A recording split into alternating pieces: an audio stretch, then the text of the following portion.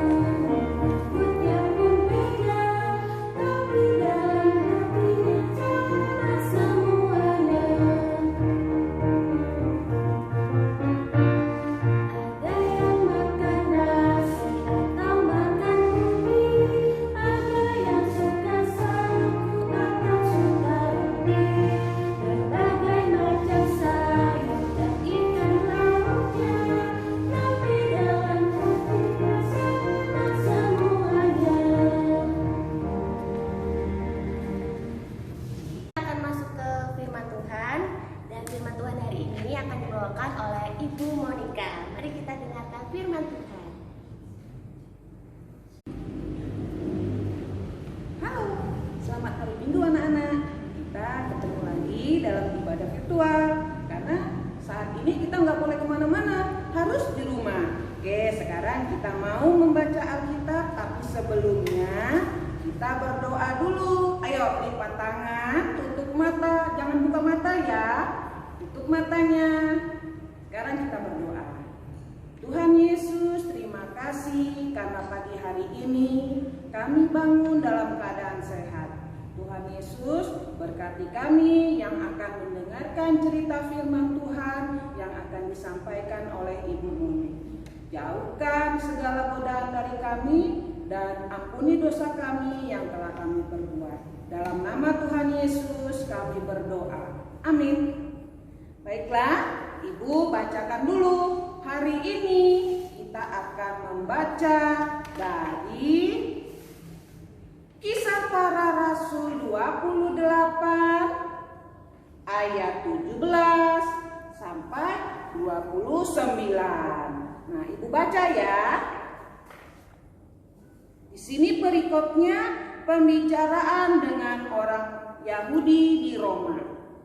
3 hari kemudian Paulus memanggil orang-orang terkemuka bangsa Yahudi, dan setelah mereka berkumpul, Paulus berkata, "Saudara-saudara, meskipun aku tidak berbuat kesalahan terhadap bangsa kita atau terhadap adat istiadat nenek moyang kita, namun aku ditangkap di Yerusalem dan diserahkan kepada orang-orang Roma.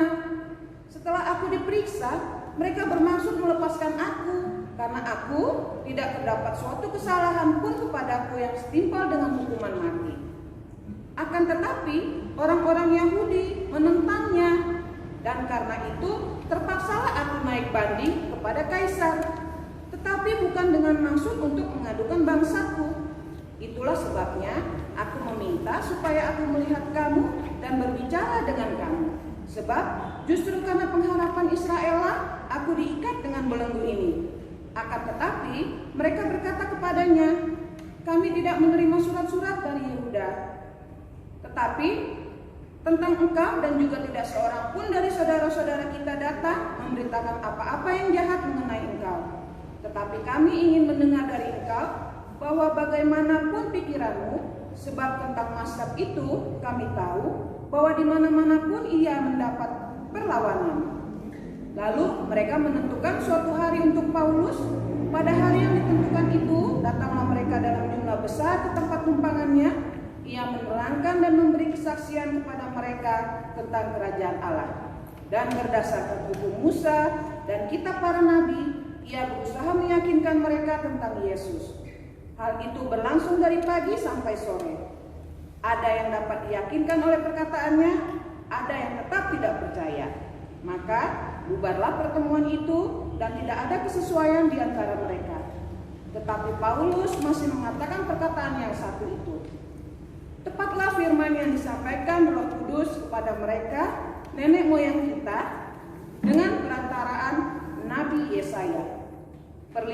Pergilah kepada bangsa ini dan katakanlah, kamu akan mendengar dan mendengar, namun tidak mengerti. Kamu akan melihat dan melihat, namun tidak menanggap. Sebab hati bangsa ini telah menebal, dan telinganya berat mendengar, dan matanya melekat tertutup, supaya jangan mereka melihat dengan matanya, dan mendengar dengan telinganya, dan mengerti dengan hatinya, lalu berbalik sehingga aku menyembuhkan mereka. Nah, tadi kita sudah baca Kisah Rasul 28 ayat 17 sampai 29. Di sini judul cerita kita itu Aku Semangat Memberitakan Keselamatan. Oke, Ibu mau cerita tentang Rasul Paulus.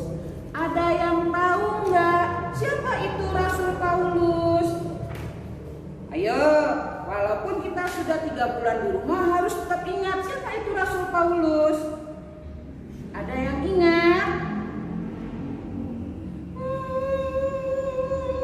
Bunda, tadi Papa ambil bonekaku. Loh, kenapa? Kenapa nangis? Bonekaku diambil, direbut. Sudah, kalau gitu temani Bunda cerita sama adik-adik di rumah, ya. Oke. Nah, adik-adik, hari ini Ibu mau cerita tentang Paulus. Siapa Paulus, Gugup? Masih ingat cerita tentang Paulus? Lupa, Bunda. Oke, kalau gitu Bunda yang cerita. Nah, Paulus itu, nih, ini dia yang namanya Paulus. Nah, sekarang Paulus sudah nggak ada lagi karena dia sudah tiada. Makanya ada dicerita dalam Alkitab. Siapa dia Paulus? Paulus itu dulunya bernama Saulus. Ya, Gugup ya, ingat ya. Paulus dulu namanya Saulus. Nih dia Saulus. Saulus itu dulunya paling benci sama pengikut-pengikut Kristus. Kalau dia ketemu sama pengikut Kristus, Bu, selalu dianiaya, dibawa ke penjara, walaupun pengikut Kristus itu tidak ada bikin salah. Nih Saulus itu kerjaannya selalu memenjarakan. Pada saat Paulus berjalan ke Damsyik mau bawa pasukan pengikut Kristus yang sudah dia bawa mau dipenjarakan. Nah, perjalanan itu menuju Damsyik, Tuhan Yesus menampakkan dirinya. Menampakkan dirinya dalam bentuk apa coba, Gugu? Tahu nggak? Nggak tahu, Bunda. Oke, Tuhan Yesus waktu itu menampakkan dirinya dalam bentuk cahaya yang terang, pokoknya menyilaukan mata. Akhirnya Saulus waktu itu tidak bisa melihat karena silaunya. Saulus berkata, siapakah engkau Tuhanku? Karena Tuhan waktu itu berkata, hai Saulus, kenapa engkau menganiaya aku? Bunda mau tanya. Saulus kan gak pernah menganiaya Tuhan. Saulus kan cuma menganiaya pengikut Kristus. Kenapa Tuhan bilang Saulus menganiaya dia? Ayo, ada yang tahu jawabannya enggak? Ibu tahu jawabannya? Gak tahu, Bunda. Oke, karena pengikut Yesus itu adalah orang-orang kesayangan Tuhan Yesus. Jadi kalau ada yang menyakiti pengikut Yesus, berarti menyakiti Tuhan Yesus. Makanya Tuhan Yesus bilang, mengapa engkau menyakiti aku Saulus? Nah, adik-adik, makanya sering dikasih tahu sama kakak layan di PA, gak boleh nakal sama teman, gak boleh menyakiti teman. Karena apa? Teman itu adalah ciptaan Tuhan. Tuhan sayang sama teman-teman kita. Masa kita mau nyakiti teman-teman kita? Gak boleh ya. Nah, waktu itu akhirnya Saulus pun sadar bahwa ia telah melakukan kesalahan karena Tuhan Yesus memilih dia menjadi pelayannya. Akhirnya Saulus melepaskan orang-orang itu, dan dia 3 hari loh buta waktu itu karena silau matanya. 3 hari dia buta, dan pada hari keempat matanya bisa melihat lagi. Nah, sejak itu Saulus pun mengubah namanya menjadi Paulus. Gitu loh Guguk. Nah, Paulus rajin sekali datang-datang ke ibadah-ibadah, bercerita tentang berita keselamatan dari Tuhan Yesus. Apa itu berita keselamatan? Berita keselamatan yang pernah adik-adik dengar itu apa? Disediakan, barang siapa yang percaya kepada Tuhan, dia akan selamat. Adik-adik mau selamat enggak? Mau dong ya. Makanya setiap apa yang diajarkan oleh kakak-kakak pelayan itu harus dilaksanakan dalam kehidupan. Nah, Rasul Paulus itu setia menyebarkan berita tentang keselamatan dari Tuhan Yesus. Dia nggak takut, walaupun dia dimusuhi, dia dipenjara, dia tetap kuat imannya. Dia tahu bahwa Tuhan Yesus akan selalu melindungi dia. Itu Guguk. Jadi jangan takut, kalau kita berbuat kebenaran, semua akan kalah dibuat oleh Tuhan Yesus. Nah, terus waktu itu dari sana diserang, dari sini diserang, banyak orang berusaha memenjarakan lagi, banyak orang berusaha membunuh Paulus. Apakah Paulus menyerah? Tidak, Paulus tidak menyerah. Nah, karena kita belajar dari Paulus, maka Bunda sekarang mau tanya, kira-kira anak-anak mau nggak seperti Paulus? Guguk mau nggak seperti Paulus? Mau dong Bunda. Nah, bagaimana cara kita seperti Paulus? Paulus kan menyebarkan berita tentang keselamatan yang dari Tuhan Yesus. Kita kan masih anak-anak. Gimana caranya kita mau berkhotbah seperti Pak Pendeta, Tante dan Om Majelis? Kita kan nggak bisa. Kita masih kecil. Nanti Mama, Papa, Om, Tante di luar bilang, kamu masih kecil, ngapain sih mau berkhotbah? Jangan takut adik-adik. Kita bisa berkhotbah, tapi tidak dengan kata-kata. Kita bisa berkhotbah dengan perbuatan. Banyak yang bisa kita buat. Misalnya bangun tidur. Siapa yang bangun tidur berdoa dulu? Angkat tangan. Ketahuan ada yang bangun tidur tidak berdoa, langsung pergi main. Jangan ya, bangun tidur berdoa dulu. Habis itu karena kita ada di rumah, belum pergi ke sekolah, kita bantu mama papa. Nah, yang punya adik gak boleh berantem. Tuh kayak Guguk tadi tuh berantem sama temannya si Pampang. Gak boleh Guguk, harus baik-baik, oke? Ya, dan ditambah lagi harus hormat sama orang tua yang usianya lebih dari kita. Bukan hanya mama papa kita, bukan hanya om tante, bukan hanya oma opa. Siapapun yang lebih tua dari kita, kita wajib menghormatinya. Itu tugas kita. Nah, sekarang Bunda mau tanya,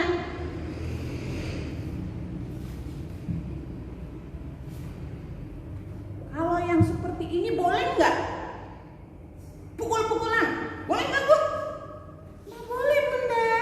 Iya, itu tidak ada dalam ajaran Rasul Paulus. Terus yang begini, boleh nggak? Bohong. Nanti ditanya sama mama, kamu sudah berdoa belum? Sudah Ma? Padahal belum berdoa. Boleh Guguk? Enggak Bunda, ntar hidupnya kayak Pinocchio loh, panjang begini. Mau nggak? Enggak kan? Nah, ada satu lagi nih. Tuh, lihat. Ini yang diajarkan Paulus enggak? Oh bukan, ini bukan yang diajarkan Paulus Guguk. Ini yang tidak boleh dilakukan sama anak-anak kecil seperti kita. yang bisa dilakukan oleh anak-anak seperti kita itu, nih misalnya nih, tuh, kalau ada teman yang jatuh, kita bantu, jangan diketawain, ih kamu jatuh gak bisa naik sepeda, jangan, tapi dibantu. Terus ada lagi, kalau kita lihat nenek-nenek menyeberang, sudah mobilnya banyak nih lewat-lewat, kita bantu dong. Itu namanya pelayanan anak-anak karena kita masih kecil. Nanti kalau sudah besar baru kita bisa kayak Pak Pendeta, kayak Om dan Tante Majelis. Hai Kukuk, ternyata kamu sama Bunda Moni. Bun, itu tadi mainan guguk diambil sama Pan-Pan. Pan-Pan, tadi kamu minta pinjam baik-baik atau merampas? Pinjam Bunda. Enggak Bunda, tadi dirampas dari guguk. Pinjam, dirampas. Sudah sekarang baik-baik. Kan tadi udah diajarkan bahwa kita harus saling menyayangi. Sekarang ibu bilang bagi-bagi mainannya, berbagi dengan baik-baik. Pan-Pan juga kalau mau pinjam harus bicara baik-baik. Ayo sekarang kembalikan mainannya guguk. Iya nih guguk. Maaf ya guguk, tadi aku ambil mainanmu. Iya Pan-Pan, aku maafin kamu. Nah adik-adik, sebagai anak kecil kita tidak boleh berantem sama teman. Dan satu lagi, harus berani minta maaf sama teman kalau kita sudah berbuat salah.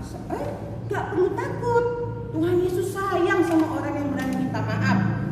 Oke, sekarang Pan-Pan dan Guguk pulang dulu ya. Bunda masih mau cerita sedikit lagi sama adik-adik. Sebelum kita berpisah, Bunda punya ayat yang untuk dihafalkan untuk minggu ini. Bacaannya dari Mazmur 136 ayat 1. Bunyinya, bersyukurlah kepada Tuhan sebab Ia baik, bahwasanya untuk selama-lamanya kasih setianya. Yuk kita ulangin ya, ikut Bunda.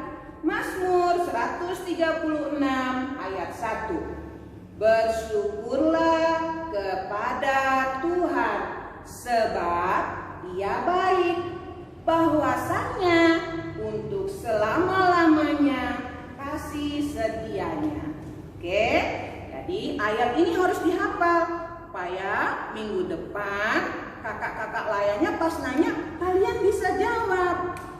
Jadi hari ini kita belajar tentang Rasul Paulus yang tidak pernah takut dalam pelayanannya, walaupun dia dikejar, walaupun dia selalu mau dibunuh, walaupun dia di penjara, dia tetap berani memberitakan berita keselamatan tentang Tuhan Yesus. Nah, jadi Bunda harap walaupun kita di rumah, kita tetap selalu beribadah dan tetap berdoa. Jangan takut berbuat kebaikan dan hindari berbuat nakal. Oke, selamat bertemu lagi minggu depan. Mau berdoa? Siapa? Lipat tangan, tutup matanya. Bunda selalu bilang kalau berdoa mata tidak boleh dibuka, harus ditutup. Yuk kita berdoa. Boleh ikutin di rumah ya kalimat yang ibu ucapkan, yang Bunda ucapkan. Yuk. Dia dalam pelayanannya. Tuhan Yesus, kami anak-anak-Mu selalu ingin seperti Paulus. Ajari kami Tuhan supaya kami dapat melaksanakan tugas seperti Paulus.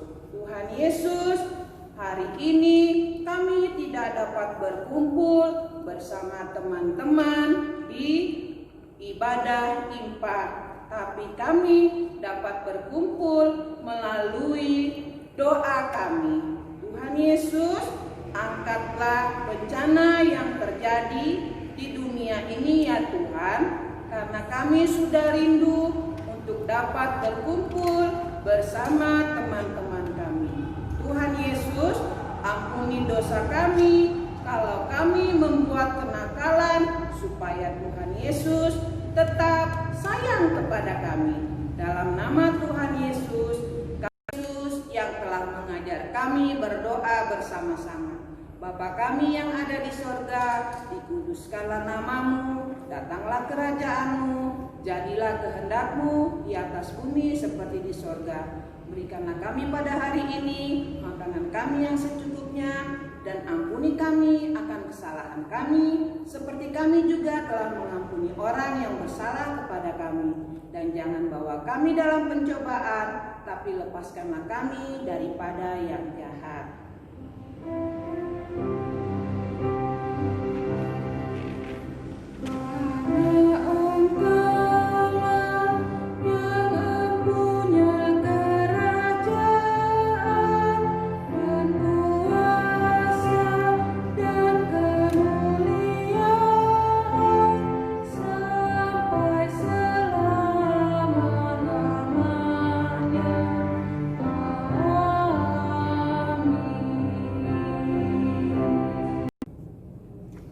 Adik-adik yang diberkati Tuhan, sekarang mari kita memberikan persembahan sebagai ungkapan syukur. Nah, persembahan ini bisa adik nanti taruh di amplop yang sudah disediakan, dan jangan lupa dititipkan kepada ketuanya untuk diberikan ke gereja. Oke, sekarang kita akan menyanyikan lagu Kidung Ceria 205, Aku Suka Membagi.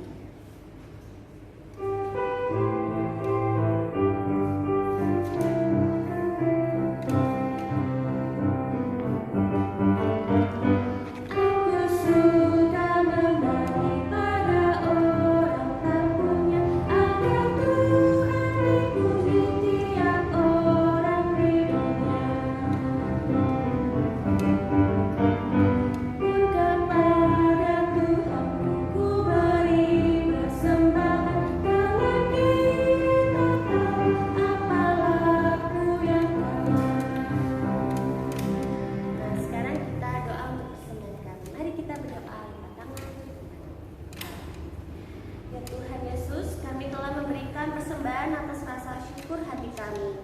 Terimalah dan kuduskanlah ya Tuhan persembahan ini, sehingga menjadi berkat untuk membangun kerajaan-Mu. Terima kasih ya Tuhan Yesus, dalam nama Tuhan Yesus kami telah berdoa. Amin. Untuk mengakhiri ibadah pada pagi hari ini, mari kita menyanyikan lagu Pujian Kidung Ceria nomor 203.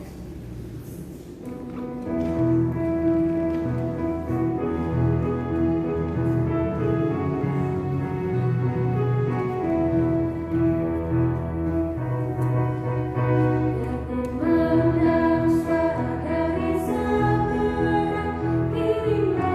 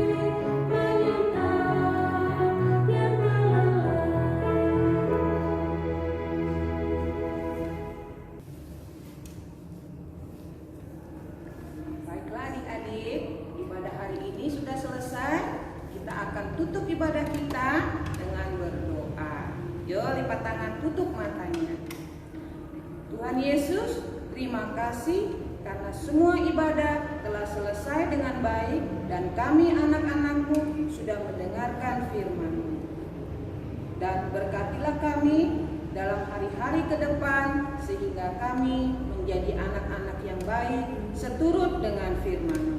Terima kasih Tuhan Yesus, di dalam nama-Mu kami sudah berdoa dan mengucap syukur. Amin.